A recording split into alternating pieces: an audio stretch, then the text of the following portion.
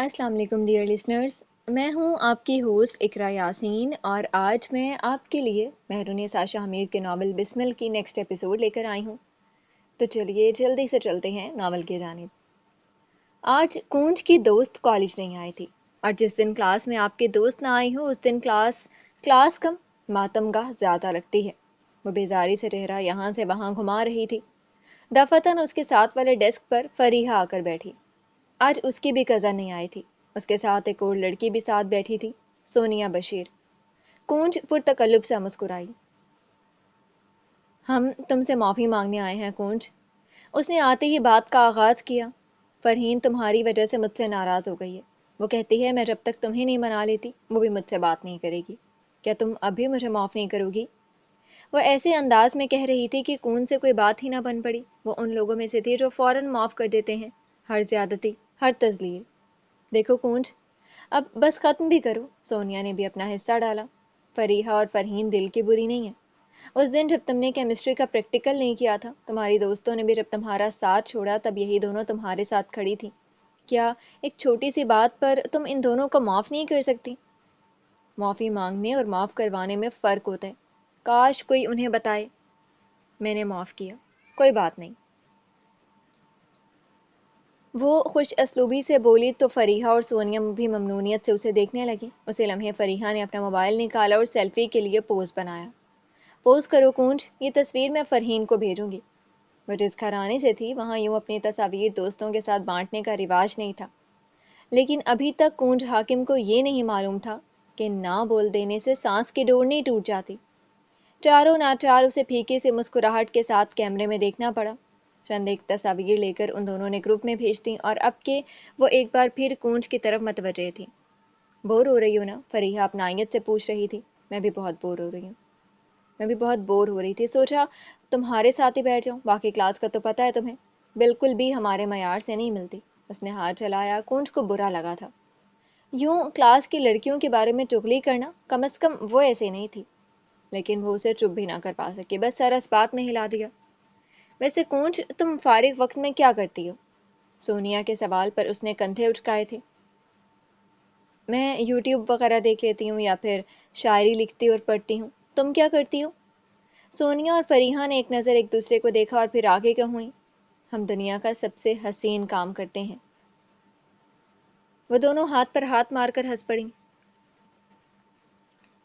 कूंज हाकिम नासमझी से उन्हें देखे गई। और वो कौन सा काम है? उसके चेहरे पे नासमझी थी। फरीहा और सोनिया ने एक दूसरे को देखा, फिर राजदारी से आगे को हुई। हम दोनों फेसबुक पे लड़कों से बातें करते हैं। कूंज होल कर पीछे हुई जब सोनिया ने उसे कंधे से पकड़कर करीब किया। वो लड़के हमसे अच्छी अच्छी बातें करते हैं, हमें गिफ्ट्स ला कर देते हैं, हमारी तारीफ करते हैं और सबसे बढ़कर उन पर हमारा हुक्म चलता है। वो हमारी सुनते हैं, हमारी आंखों से देखते हैं। तुम ज्वाइन करना चाहती हो? हर किस नहीं, वो अटल अंदाज में बोली। गैर मर्द कभी भी अच्छा नहीं बन सकता। उसकी बातें अच्छी हों ना हों, फरेब ज़रूर होंगी। प्लीज़ मुझसे ऐसी बातें मत किया करो। या अल्लाह, तुम लोग ऐसा कैसे कर सकती हो? कूंज कूंज से खौफ आया। वो बौखला ही तो गई थी। ओह कूंज, तुम आज भी उसी दौर में रहती हो। ग्रो अप हनी, आजकल कौन सा गुनाह है जो नहीं हो रहा? तुम जिस बैंड वाले के साथ आती हो, बात करती हो, वो भी तो गुनाह है। तुम एकेडमी में लड़कों के साथ पढ़ती हो, वो तुम्हें देखते हैं, ये भी गुनाह है। और वैसे भी इस्लाम इतना सख्त नहीं है जितना हम बना लेते हैं। दिल की खुशी, रूह की आज़ादी, ये सब भी तो ज़रूरी है। लेकिन मेरी दादी कहती हैं, दिल की खुशी, रूह की आज़ादी, ये सब इस दुनिया का है ही नहीं, और अगर है भी तो महदूद अरसे के लिए। लेकिन अगर दिल को मार कर, रूह को कैद करके अल्लाह के बताए हुए रास्ते पर चलो तो अब दी खुशी है। मुझे तो वही चाहिए, बस आधा लहजे में बोली थी। वॉट। फरीहा ने बेजारी से हाथ जलाया। उसी पल घंटी बजी, आधी छुट्टी ख़त्म हो चुकी थी। लड़कियां मैदान से क्लास में वापस आने लगी थी। कुछ ही पल में क्लास भरने लगी। करीबन 2 घंटे बाद छुट्टी के वक्त कूंज दरवाजे से बाहर जा रही थी जब फरीहा हाँफती हुई उसके पास आकर रुकी। उसके चेहरे पर दबा दबा जोश था। कूंज ने नासमझी से उसे देखा, जबकि वो आंखों में चमक लिए उसे देख रही थी। साथ मोबाइल की रोशनी बढ़ाकर चंद पैगामात उसकी आंखों के आगे किए। कोई इंस्टाग्राम ग्रुप था जहाँ कूंज की तस्वीर पर फसीह नामी लड़के ने कुछ लिखा था। क्या कभी किसी ने तुम्हें बताया तुम्हारी आंखें कितनी खूबसूरत हैं? यकदम कूंज का दिल इतनी जोर से धड़का था कि आवाज़ कानों तक सुनाई देने लगी। अगला पैगाम भी कुछ ऐसा ही था। تم جب مسکراتی ہو تمہاری آنکھیں بھی مسکراتی ہیں۔ لڑکی، تم تو ایک معجزہ ہو۔ اب کی کونج کی زبان تالو سے ٹپک کر رہ گئی۔ اسے برا لگا تھا کہ اس کی تصاویر یوں گروپ پہ بھیجی گئی، لیکن اچھا لگا تھا کیوں کسی نے توصیفی کلمات کہے۔ اسے برا کم اور اچھا زیادہ لگا تھا۔ عجیب احساس تھا، عجیب سرور تھا۔ اپنی تعریف بھلا کسے پسند نہیں ہوتی؟ دیکھا کونج، تم کتنی خوبصورت ہو، تمہیں اس بات کا اندازہ بھی نہیں تھا۔ اگر تم کہو تو میں اسے تمہارا نمبر دے دوں۔ فریحہ نے اس کی سب سے بڑی ہمدرد بننے کی کوشش کی۔ کونج ان سے یہ بھی نہ پوچھ سکی کہ ان دونوں نے بغیر اجازت کی کونج کی تصاویر کیوں اپلوڈ کی۔ وہ بس سن تھی۔ اگر اس کی زندگی پیاری نہیں ہے تو اس کا نمبر مجھے دے دو۔ عشرت منصور کی آواز پر فریحہ نے گردن موڑ کر دیکھا۔ وہ ان کے بالکل پاس کھڑی تھی، تیکھی نگاہوں سے کونج اور کبھی فریحہ کو دیکھتی ہوئی۔ میں اس لڑکے کا نمبر کونج کے منگیتر کو دے دوں گی اور پھر تم سب اس کے سوئم کی تیاری کرنا۔ وہ دھیمی آواز میں غرا رہی تھی۔ آئندہ تم لوگ مجھے کونج کے قریب نظر نہ آنا۔ وہ انگلی اٹھا کر وارن کر رہی تھی، ساتھ ہی بت بنی کونج کا ہاتھ پکڑا اور اسے بس کی جانب کھینچتے ہوئے لے کر جانے لگی۔ ہر بار تمہیں فیور دینے کے لیے میں نہیں آؤں گی، اپنے لیے کھڑے ہونا سیکھو، اور خبردار جو تم نے اس لڑکے سے راہ و رسم بڑھانے کی کوشش کی۔ نہ وہ دوست تھی نہ ساتھی، لیکن وقت پڑنے پر دونوں بن جایا کرتی تھی۔ کونج گمسم سے اس کے ساتھ کھنچتی چلی گئی تھی۔ وہ حال میں نہیں لگتی تھی، اسے ماضی کا غم بھول رہا تھا۔ ذہن میں اب بھی ایک ہی سطر گونج رہی تھی، کیا تمہیں کبھی کسی نے بتایا تمہاری آنکھیں کتنی خوبصورت ہیں؟ رات اسلام آباد کے سر پر سوار ہوئی تو دفاتر بند ہونے لگے، کھانے کی جگہوں اور کیفیز کا رش بڑھنے لگا۔ سارے دن کی تھکن ایک کافی اتار سکتی تھی۔ آفس کے بدمزہ کھانے کی کڑواہٹ اسٹریٹ فوڈ سے ختم کر سکتے تھے۔ سرسبز درختوں اور بھری بھری گھاس والے ایک پارک کا رخ کرو تو چڑھتی ہوئی رات میں بہتی ہوا کے درمیان ایک شخص متوازن چال چلتا دکھائی دے گیا۔ اس کے ہاتھ میں سفید پھولوں کا بکے تھا اور ایک ہاتھ میں گفٹ پیکٹ۔ تھوڑی دور پارک میں چلنے کے بعد وہ ایک سنگی بینچ پر آ بیٹھے تھے، بال کلموں سے سفید، کندھے ڈھیلے چھوڑے، بختیار گمبھیر، کسی کا انتظار کر رہے تھے۔ اگلے چند لمحوں میں وہ شخص آتا دکھائی دیا جس کا انتظار تھا۔ بختیار نم آنکھوں سے اسے اپنے قریب آتے دیکھتے رہے۔ اس حادثے میں اپنا سارا خاندان کھو دینے کے بعد ان کے پاس یہی تو 4 بچے تھے جنہیں وہ خود سے زیادہ چاہتے تھے، کیس، انیسہ، میرا۔ انہیں انیسہ سے بھی زیادہ محبت کیس سے تھی۔ وہ پراعتماد چال چلتا ہوا ان کے قریب آ کر رکا تھا۔ سرمئی ٹریک سوٹ، ہاتھ میں پانی کی بوتل، جاگنگ شوز، آرام دہ حلیہ، وہ جاذب نظر لگ رہا تھا۔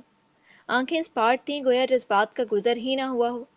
سفید پھولوں کا بوکے ایک طرف کرتے ہوئے اس نے اپنے لیے جگہ بنائی، ساتھ ساتھ پانی کی بوتل کے لیے بھی۔ چند لمحے وہ دونوں خاموش رہے۔ کیس چہل قدمی کرتے لوگوں کو دیکھتا رہا اور بختیار اسے۔ ان کے عقب میں درخت لہلہا رہے تھے، ہلکی ہلکی روشنی بھی تھی۔ تم سے کتنی محبت کرتا ہوں، جانتے ہو نا؟ وہ دھیمی آواز میں اسے پکار بیٹھے۔ ہمیں بات کرنی تھی تو گھر پہ بھی ہو سکتی تھی، 10 لوگوں کے درمیان بلانے کی ضرورت نہیں تھی۔ اب میں بچہ نہیں رہا، آپ کو مجھے ہیری پوٹر کی کتاب گفٹ کرنے کی ضرورت بھی نہیں تھی۔ اس نے گفٹ کھولا تک نہیں، پھر اسے کیسے معلوم ہوا؟ گھر میں ایسے کئی لوگ ہیں جن کی باتوں پر تمہیں مجھ سے زیادہ اعتبار ہے۔ ہم دونوں کے درمیان اتنے فاصلے کب آ گئے کیس؟ باز اڑتا لگتے تھے۔ میں نے اعتبار کیا ہوتا تو یوں آپ کے ساتھ نہ بیٹھا ہوتا۔ مجھے اپنے حصے کی کہانی سنائیں۔ آپ کو کس نے حق دیا کہ آپ میرے خاندان کی جڑیں کھوکھلی کریں؟ وہ اب بھی انہیں نہیں دیکھ رہا تھا، قصداً شاید۔ بختیار نے گہری سانس لی اور سب کہہ دینے کا فیصلہ کیا۔ پارک کی سفید لائٹس مدھم ہوتی گئیں، یہاں تک کہ وہ اسٹڈی کی زرد بتیوں میں تبدیل ہو گئیں۔ سنگی بینچ نرم صوفے میں تبدیل ہو گئی۔ گھنگریالے بالوں والے مرد کی جگہ اب سبز آنکھوں والا مرد بیٹھا تھا۔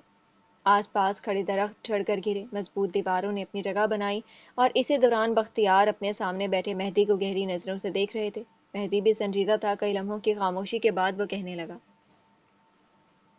جب انیسہ پیدا ہوئی تھی تب تمہارے ابا نے اسے تمہارے لیے مانگ لیا تھا۔ وہ متانت سے کہہ رہے تھے، گو کہ تمہاری غیر ملکی ماں اس رشتے پر راضی نہیں تھی، اس کے نزدیک یہ جہالت تھی، ہمارے نزدیک رسم۔ اس نے سخت مخالفت کی لیکن پھر بھی یہ رشتہ قائم رہا۔ جانتے ہو کیوں؟ مہدی نے نفی میں سر ہلایا۔ کیونکہ میں چاہتا تھا، بختیار نے اضافہ کیا۔ اب مجھے بتاؤ مہدی، تم کیا چاہتے ہو؟ میں کیا چاہتا ہوں اس کا کیا مطلب ہے؟ ظاہر ہے وہ میری منگیتر ہے، میری عورت ہے، میں اس سے شادی کرنا چاہتا ہوں۔ وہ رکا، ایک پل کو بختیار کی آنکھوں میں دیکھا، اب کہ اسے بہت کچھ سمجھ آنے لگا تھا۔ ہاں، وہ اس کے خاندان کے باقی افراد جتنا ذہین، اعلیٰ عقل کا مالک نہیں تھا، لیکن ایک مرد دوسرے کی نظر پہچان لیتا ہے۔ مجھے لگتا ہے یہاں سوال میرے چاہنے کا نہیں ہے، بات یہ ہے کہ آپ کیا چاہتے ہیں؟ بختیار آگے کے ہوئے ٹھنڈی نظروں سے اسے دیکھا۔ ہر باپ کو اپنی بیٹی کے لیے بیسٹ چاہیے ہوتا ہے مہدی۔ تم میرے بھتیجے ہو، شریف، لائق، قابل، لیکن تم بیسٹ نہیں ہو۔ کیونکہ بیسٹ تو کیس ہے نا، مہدی نے کہتے ہوئے استہزائیہ سر جھٹکا۔ میں تو مر کر بھی اس پر گو اپ نہیں کرنے والا۔ اب بیسٹ ہوں یا پھر نالائق، یہی ہوں۔ اور انیسہ میری منگیتر ہے۔ آپ کو اس کا رشتہ کرنے سے پہلے سوچنا چاہیے تھا۔ اب اس کے بارے میں صرف میں سوچوں گا، لیکن میں نے اس کے بارے میں کچھ مختلف سوچ رکھا ہے۔ یقیناً وہ تم نہیں ہو۔ خاموشی سے پیچھے ہٹ جاؤ مہدی، یہ تمہارے حق میں بہتر ہوگا، ورنہ تم بھی اپنے باپ کی طرح فیملی ریکر کہلاؤ گے۔ اپنے باپ کے ذکر پر مہدی کی آنکھیں سرخ ہونے لگیں، گردن کی نسیں ابھر آئیں، دل میں ایسا کرب اٹھا تھا کہ الامان، لیکن وہ کچھ کہہ نہیں سکا۔ اسے عادت تھی تمام الزام اپنے سر لے لینے کی، چپ چاپ خاموشی سے سارے گلٹ اپنے دل میں رکھ لینے کی۔ بختیار اب بھی کہہ رہے تھے،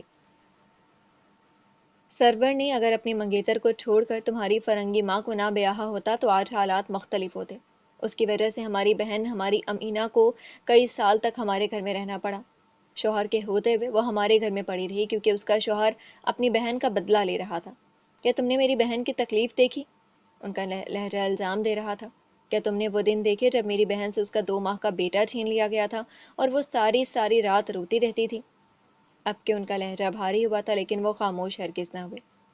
تمہارے باپ نے ہمارا گھر توڑا، ہماری بہن کو ذلیل کروایا، صرف اور صرف ایک عورت کی خاطر، تمہاری سبز آنکھوں والی ماں کی خاطر۔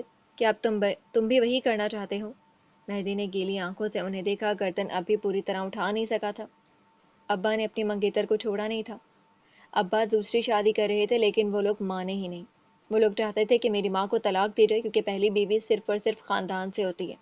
ابا غلط نہیں تھے، انہوں نے اپنی بیوی کو نہیں چھوڑا، اچھا کیا۔ ابا نے گھر نہیں توڑا، ابا نے بس محبت کی شادی کی تھی جو ان کا حق تھا۔ میرے ابا نے کبھی گھر نہیں توڑے۔ وہ کہنا یہی چاہتا تھا لیکن الفاظ حلق سے باہر نہ نکل سکے۔ وہ خالی خالی نظروں سے اپنے چچا کو دیکھے گیا۔ میں انیسہ کو خوش رکھوں گا، مجھے ایک موقع دیں۔ وہ بس یہی الفاظ گھسیٹ سکا۔ اور اگر میں تمہارے ساتھ خوش نہ رہنا چاہوں تو؟ اپنے عقب سے آتی اس آواز پر مہدی تھم گیا۔ اسے بے اختیار ہوا میں آکسیجن کی کمی محسوس ہوئی۔ انیسہ بختیار کمبیر، اس کی بچپن کی منگیتر اسے ڈسون کر رہی تھی۔ مہدی کا دل ایک چھناکے سے ٹوٹا تھا۔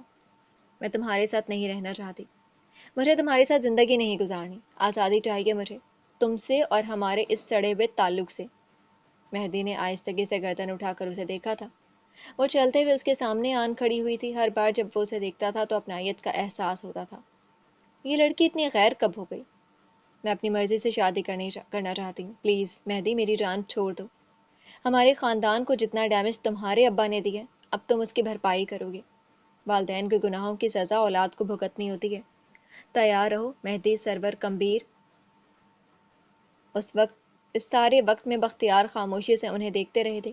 مہدی انیسہ سے نظر نہیں ہٹا سکا تھا۔ وہ جانتا تھا اگر اس نے انیسہ پر زبردستی کی تو اس کی زندگی جہنم بن جائے گی۔ وہ اگر نہ کہہ رہی تھی تو مہدی نہ سمجھتا تھا۔ وہ اپنی جگہ سے اٹھ کھڑا ہوا، ایک نظر انیسہ کو دیکھا اور پھر بختیار کو۔ تم صحیح کہتی ہو انیسہ، والدین کے گناہوں کی سزا اولاد کو بھگتنی ہوتی ہے۔ تمہارا وقت بھی جلد آئے گا انشاءاللہ۔ تم لوگوں نے میرا دل توڑے، میں معاف نہیں کروں گا۔ میری طرف سے آج تم آزاد ہو، لیکن تم یاد رکھنا تم آزاد نہیں ہو۔ وارننگ، تنبیہ کیا نہیں تھا اس لہجے میں۔ وہ چلا گیا تو انیسہ نے بختیار کو دیکھا۔ وہ بھی سنجیدہ نظروں سے اسے ہی دیکھ رہے تھے۔ میں آزاد ہوں نا ابا؟ اب کوئی مہدی کمبیر نہیں ہوگا نا؟ وہ تسلی چاہتی تھی۔ بختیار مسکرائے۔ اب کوئی مہدی کمبیر نہیں ہوگا، انہوں نے دلاسا دیا، کیونکہ اب کیس کمبیر ہوگا۔ آخری الفاظ انہوں نے بس دل میں کہے تھے۔ انیسہ کے دل کو تسلی سی ہونے لگی، اب اس کے اور جوزف کے بیچ میں کوئی نہیں آئے گا۔ Ferry tell. ماضی کی کتاب بند کر کے حال میں آؤ تو کیس چہرے پر سنجیدگی طاری کیے بختیار کی ساری روداد سن رہا تھا، بلکہ سن چکا تھا۔ اب تو وہ بس گردن جھکائے ہوئے تھے۔ کیس نے دھیرے سے ان کے کندھے پر ہاتھ رکھا۔ اب غلط نہیں ہے چچا، الفاظ تھے کہ امرت۔ بختیار نے شاکی انداز میں گردن اٹھائی۔ ہر باپ اپنی بیٹی کے لیے بیسٹ سوچتا ہے، لیکن آپ جانتے ہیں کہ میں منگنی شدہ ہوں اور میں اس لڑکی کے سوائے وفاداری کے اور کچھ نہیں دے سکتا۔ کیا آپ ایک واحد چیز بھی مجھ سے چھین لینا چاہتے ہیں؟ مرد 2 شادیاں کرتے ہیں کیس، مردوں کے لیے گنجائش نکل ہی آتی ہے۔ ان کا انداز ملتجی ہوا۔ میں کوئی گنجائش نہیں نکالنا چاہتا۔ اس عورت نے میرے نام کے ساتھ وفاداری نبھائی ہے، میرا بھی کچھ فرض ہے۔ آپ لوگ میرا خاندان ہیں، لیکن کوئی بھی کبھی بھی اسے تکلیف دینے کا سوچے گا بھی تو مجھ سے برا کوئی نہیں ہوگا۔ اس کی آنکھوں میں شفافیت تھی۔ بختیار کے کندھے ڈھیلے پڑ گئے، امیدیں بہہ گئیں۔ وہ میری ریڈ لائن ہے۔ کیا ہم پہلے جیسے ہو سکتے ہیں؟ میں نے تمہارا برا نہیں چاہا کیس۔ کیس انسانوں پر اعتبار نہیں کرتا تھا، آپ پر کیا تھا۔ اب دوبارہ اسے اعتبار کے کرنے کو وقت لگے گا۔ کیس، میں گھر جائیں چچا، بہت دیر ہو چکی ہے، وہ ان کے بات کاٹ کر بولا۔ بختیار بے بسی سے لب کاٹتے رہ گئے، جانتے تھے اب کچھ بھی کہنا، بولنا اور سننا بیکار تھا۔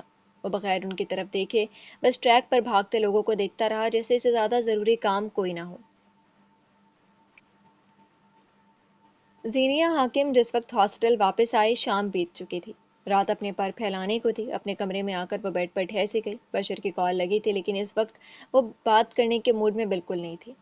رات کے 8 بجے کھانا کھایا جاتا تھا اور اس وقت کھانا کھایا جا چکا تھا۔ اس کی روم میٹ اس وقت بھی کمرے میں نہیں تھی۔ رات کے 10 بجے تک ہر لڑکی کو ہاسٹل واپس آ جانا ہوتا تھا، لیکن نین تارا نامی اس کی روم میٹ شاید یہاں آزاد اور لاپرواہ واقع ہوئی تھی۔ زینیہ یہاں آ تو گئی تھی، لیکن یہاں دل گھبرا رہا تھا۔ وہ کھلی چھت، بڑے ہوادار کمروں اور سمندری علاقے سے آئی تھی۔ وہ جہاں دل گھبراتا تھا تو پہاڑ دلاسا دیتے تھے، جہاں آنکھ نم ہوتی تھی تو سمندری ہوا ان قطروں کو جذب کر لیتی تھی۔ اسلام آباد کی خاموشی اور یہ تنگ گھر یہ اسے غیر آرام دہ کر رہے تھے۔ وہ اعتراف نہیں کرنا چاہتی تھی، لیکن زینیہ حاکم ہوم سکنس کا شکار ہو رہی تھی۔ کافی دیر یوں ہی پڑے رہنے کے بعد وہ اٹھ کھڑی ہوئی۔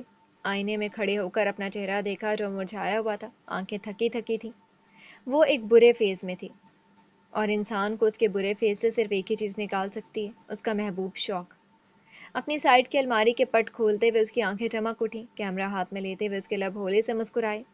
یہ کیمرہ اسے ابا نے دلایا تھا، اس کی متاع حیات۔ اس نے کیمرے کا اسٹریپ کندھے پر ٹانگا، بیڈ پر رکھا، اپنا دوپٹہ اٹھایا۔ ابھی 8 بجے تھے۔ لڑکیوں کو 10 بجے ہاسٹل واپس آنا ہوتا تھا، اس کے پاس 2 گھنٹے باقی تھے۔ وہ نیچے لاؤنج میں آئی تو آنٹی اسے نہیں دکھی، لڑکیاں سب اپنے کمروں میں تھیں۔ اطراف میں ایک چوکنا سے نظر دوڑاتے ہوئے وہ گھر کے عقبی حصے کی طرف بڑھ رہی تھی، قدم بڑھا رہی تھی، جب ہلکا سا کھٹکا ہوا۔ کوئی دیکھے نہ دیکھے، شیزل تو دیکھے گی۔ اپنے عقب سے آتے اس محظوظ سے پکار پر زینیہ نے دانت کچکچائے تھے۔ سیڑھیوں کے دہانے پر وہ کھڑی تھی، آواز بلند تھی۔ اردو ادب سے انگریزی ادب تک شیزل نے ہر سسپینس اور کرائم تھرلر رٹ رکھا ہے، تو مجھے ڈاج نہیں دے سکتی۔ وہ سیڑھیوں سے اترتی ہوئی آ رہی تھی، یوں لگتا تھا جیسے کسی فلم کا کلائمیکس چل رہا ہو جس میں ہیروئن ایک ولن کے ہاتھوں پکڑی گئی تھی۔ جن کرائم تھرلر کو تم نے رٹ رکھا ہے، میں نے ان کو پڑھنے سے پہلے گیس کر رکھا ہے۔ ڈاج دینا میرے لیے مشکل نہیں، میرا وقت ابھی باقی ہے۔ زینیہ نے مڑے بغیر جواب دیا تھا۔ شیزل آخری زینہ اتر کر نیچے آئی تو اب وہ ذرا روشنی میں تھی۔ بالوں کو فرنٹ چوٹی میں گوندھے، سیاہ کرتے کے ساتھ سیاہی جینز پہنے، وہ آج بھی اپنی سگنیچر سٹائل میں تھی۔ ہاں، بس ہاتھ میں موجود کولڈ کافی کا اضافہ ہوا تھا، جس کے کپ میں اسٹرا ڈالا تھا، اور وہ وقفے وقفے سے خون بھر رہی تھی۔ رات کے اس پہر کہاں چلی؟ قتل کرنے۔ زینیہ پرسکون رہی۔ میں مدد کروں یا کور اپ کروں؟ بس اپنا منہ بند رکھوں۔ دوست بن کر یا کرائم پارٹنر بن کر؟ نہ دوست نہ پارٹنر۔ تو مجھے فیور دو، وقت آنے پر میں تمہیں فیور دوں گی۔ ڈیل پیش کی گئی، اب کہ وہ مڑ کر اس کی آنکھوں میں دیکھ رہی تھی، بلکہ ملکہ بد موڈ آن ہو چکا تھا۔ شیزل انسانوں سے مدد نہیں لیتی، میرے لیے ٹیکنالوجی کافی ہے۔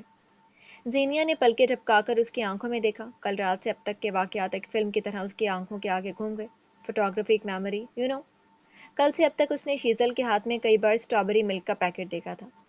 بس ثابت ہوا کہ وہ بس ایک ہی رشوت پر بیک سکتی ہے، ایک اسٹرابیری ملک کا کین، اور منظور ہے۔ شیزل نے اس کی بات پوری ہونے سے پہلے ہی کہہ دیا، ابھی تو تم نے ڈیل پوری سنی ہی نہیں۔ اسٹرابیری ملک کے ایک قطرے کے لیے میں جان بھی دے سکتی ہوں۔ اور واللہ اس کی آنکھیں کہتی تھیں ہاں وہ ایسا کر سکتی ہے۔ زینیہ نے سمجھنے والے انداز میں سر ہلایا۔ یعنی میں جا سکتی ہوں، جلدی آنا۔ نہیں، ایسا نہیں ہے کہ تمہاری فکر ہو رہی ہے، بس فری کا اسٹرابیری ملک وہ باتیں پھیلا کر کہتی ہوئی زینیہ کو سخت زہر لگی۔ وہ مڑ گئی اور لمبے لمبے ڈگ بھرتے ہوئے جانے لگی، جب شیزل نے ایک بار پھر اسے پکارا۔ جاؤ گی کیسے؟ چوکیدار تمہیں جانے نہیں دے گا۔ زینیہ کے پاس ہمیشہ چور دروازے ہوتے ہیں، وہ ہاتھ جلا کر کہتی باہر نکل گئی۔ شیزل سیمسن آزردگی سے اسے جاتے ہوئے دیکھتی رہی۔ تمہیں کیا لگتا ہے وہ اصول توڑنے کا گلڈ تھا؟ اس فراڈ سے پیسے لے کر اسٹرابیری ملک خود منگوا سکتی تھی، یہ رنج تھا۔ اب خواہ مخواہ اس کا انتظار کرنا ہوگا۔ वो अकबी दरवाजे पर लगे ताले को पिन से खोलती हुई बाहर आ गई थी। बाहर निकलती ही ठंडी हवा के एक थपेड़े ने उसका इस्तकबाल किया। यानी इस्लामाबाद अपने मेहमानों के साथ अच्छा था। गली खाली थी, सुनसान सी। हवा के दोष पर झूलते दरख्तों पर घरों से बाहर झांकती रोशनी पड़ रही थी। पक्की साफ सुथरी सड़क, गली के पोल्स पर लगी सफ़ेद बत्तियां, सरसब्ज दरख्त और पुरसकून माहौल। और अगर इस्लामाबादियों को अपने शहर पर फख्र है तो फिर ये बनता भी है। ज़ेनिया ने कंधे से लटका कैमरा उतार लिया। सामने मौजूद दरख्त पर एक चिड़िया अपने बच्चे को टोन से दाना खिला रही थी। ज़ेनिया ने कैमरा आंख के आगे किया, एक पल को तो उसने सांस भी रोक ली, और अगले ही लम्हे एक शानदार क्लिक उसके ख़जाने में महफूज हो चुकी थी। वो आगे बढ़ आई। सड़क दरख्तों से झड़े पत्तों से भरी पड़ी थी। ज़ेनिया ने ठहर कर चंद तस्वीर उतारी और फिर आगे बढ़ गई। ज़रा फासले पर एक पार्क नज़र आया था, जहाँ बत्तियाँ रोशन थी। इक्का दुक्का लोग अब भी नज़र आ रहे थे। कुछ देर बाद वो पार्क के एक संगी बेंच पर बैठी थी। पार्क तकरीबन खाली होने लगा था। जिस जगह वो बैठी थी वो एक खामोश और सुनसान गोशा था। यहाँ से ज़रा से फासले पर जॉगिंग ट्रैक था। उसी लम्हे ज़ीनिया की आंखों ने एक शख्स को जॉगिंग ट्रैक पर भागते हुए देखा था। वो कोई 30-32 की उम्र का मर्द था। नीम अंधेरे में उसका चेहरा वाज़े नज़र नहीं आता था, लेकिन भागते भागते कई बार पूल्स की बत्तियों से फूटती रोशनी उसके चेहरे पर पड़ती, तब उसका चेहरा वाज़े होने लगता था। गंदमी रंगत, पुरकशिश नकूश, घुंघरियाले बाल। ज़ीनिया बेदहानी में उसे देखे कि उसका चेहरा, बाल पसीने से तर थे। थकन से उसका बदन चूर नजर आता था, लेकिन वो भाग रहा था। चंद पलों बाद ही वो ज़ीनिया की नज़रों से ओझल हो गया।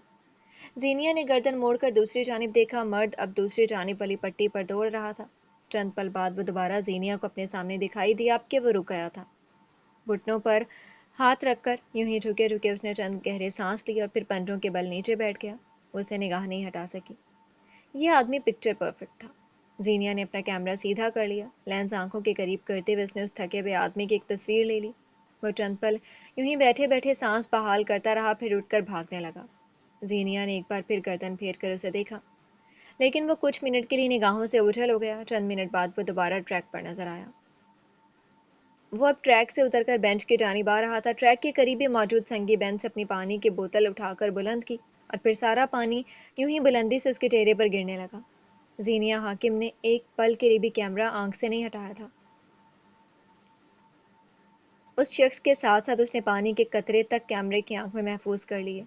उसका चेहरा और बाल गीले हो चुके थे। पेशानी पर गिरते घुंघरियाले बाल गीले होकर सीधे लग रहे थे। वो शख्स अब बेंच पर बैठा था। बाल गीले होकर माथे पर चिपक गए थे, जिन्हें अब वो उंगलियों की मदद से हटा रहा था। साथ ही हाथ बढ़ाकर सफ़ेद फूलों का वो बुके उठा लिया। चंद पल फूलों को यूं ही देखते रहने के बाद उसने गर्दन बेंच की पुश्त पर गिरा दी, फूल सीने पर रख लिए और बेंच पर धरे गिफ्ट पैक को खोल लिया। अंदर हैरी पॉटर सीरीज की 7वीं किताब थी। कैस ने किताब आंखों के सामने उठा ली। चंद सतरें शुरू से पढ़ी, मुस्कुराया। फिर चंद सतूर आखिर से पढ़ी। अब के तासुरात सख्त हुए। फिर रुका और बीच के चंद सफ़हात खो लिए। अब के वो खुलकर हंसा था। एक हैरी पॉटर फैन अपनी फैंटेसी में डूबी दुनिया में गुम था, जहाँ रूहें उड़ती थीं, तस्वीरें बोलती थीं, सीढ़ियाँ अपनी जगह तब्दील कर लेती थीं, दीवारों में रास्ते बन जाते थे, आईने आपको लालच देते थे और लोग जादू पर अंधा यकीन रखते थे। ख्याली दुनिया। No offence. चंद लम्हे वो यूं ही मुताले में गर्क रहा था। कभी मुस्कुराता, कभी बुरा मुंह बना लेता। कई बार चेहरे के तासुरात सख्त हुए थे।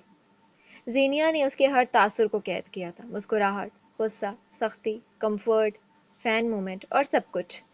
सीने पर सफ़ेद फूलों का बुके रखे, बाल माथे पर बखेरे, हाथ में किताब लिए, वो वाकई पिक्चर परफेक्ट लग रहा था।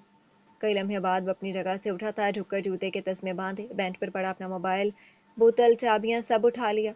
जीनिया इंतजार करती रही कि वो किताब कब उठाएगा, और जीनिया हाकिम की हैरत, गुस्से और सदमे की इंतहा तब ना रही जब उसने गुस्ताख ने किताब ही ना उठाई और आगे बढ़ गया।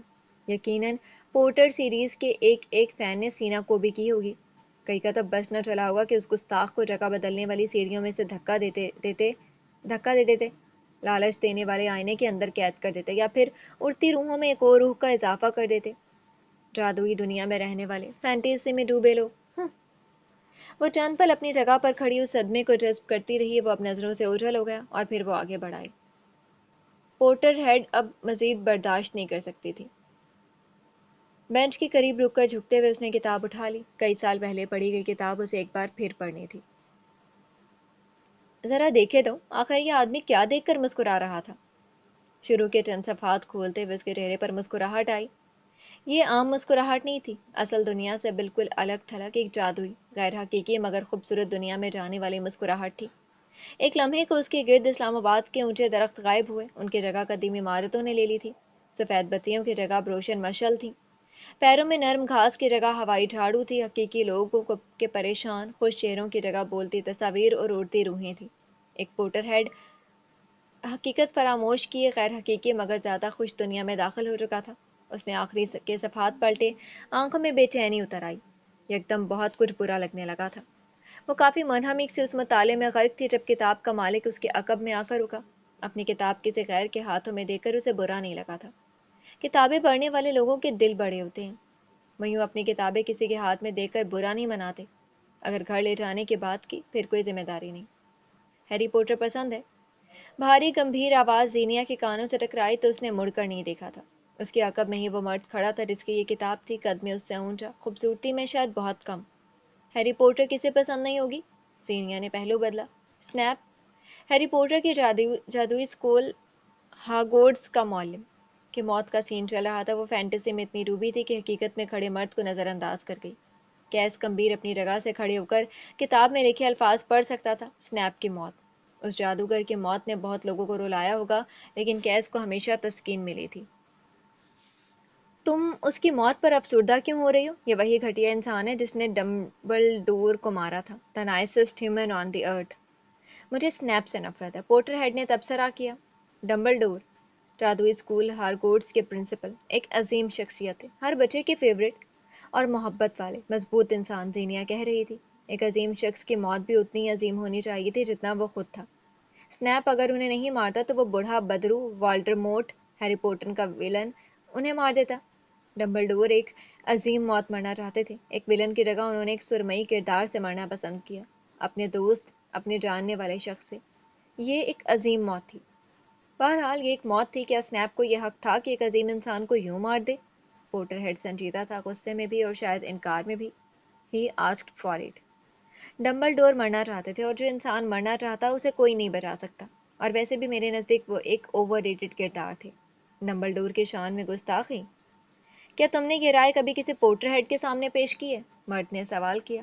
میں اتنی پاگل نہیں ہوں، کوئی بھی پوٹر ہیڈ ڈمبلڈور کے بارے میں میری رائے جان کر مجھے جان سے مارنے کے لیے تیار ہو جائے گا۔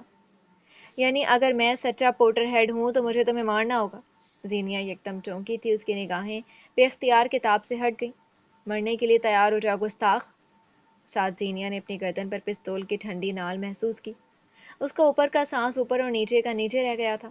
اسے لگا تھا اب وہ ساری زندگی سانس نہیں لے سکے گی۔ پارک کی سفید روشنیوں، ٹھنڈی ہوا اور لہلاتے درختوں کے درمیان وہ کھڑی تھی، ساکت، متحیر، شل۔ یہ کوئی جادوئی دنیا نہیں تھی جہاں غائب ہوا جاتا، جہاں مرنے سے بچانے کوئی آ جاتا۔ موت مبارک ہو زینیا حاکم۔ جی تو ڈیئر لسنرز، کیسی لگی آپ کو آج کے ایپیسوڈ؟ کمنٹ سیکشن میں ضرور بتائیے گا۔ پھر حاضر ہوں گے ناول کے نیکسٹ ایپیسوڈ کے ساتھ۔ اجازت دیجیے، اللہ حافظ۔